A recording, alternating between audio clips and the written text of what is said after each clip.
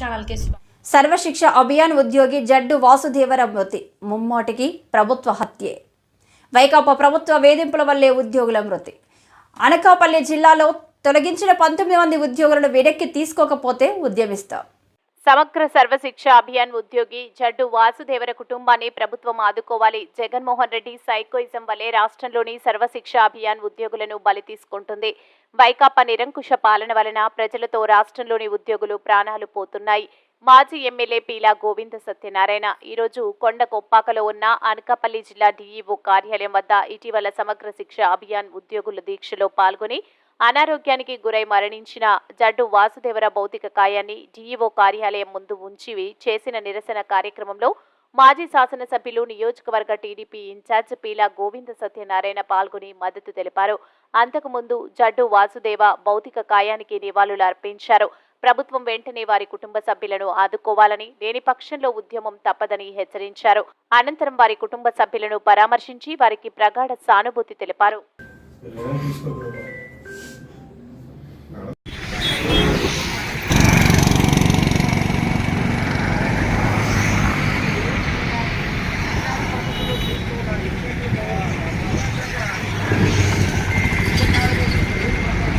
शिक्षा उद्योगुల ఐక్యత సమగ్ర శిక్ష ఉద్యోగుల ఐక్యత సమగ్ర శిక్ష వెంటనే న్యాయమైన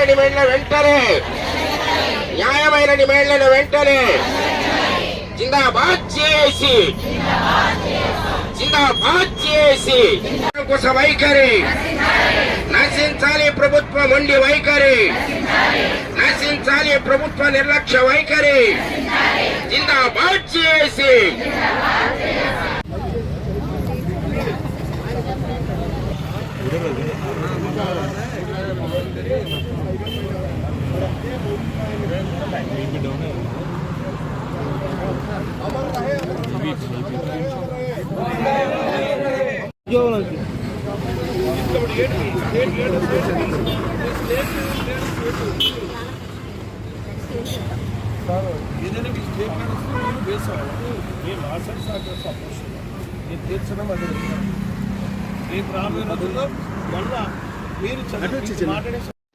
Please subscribe our channel AP Power News.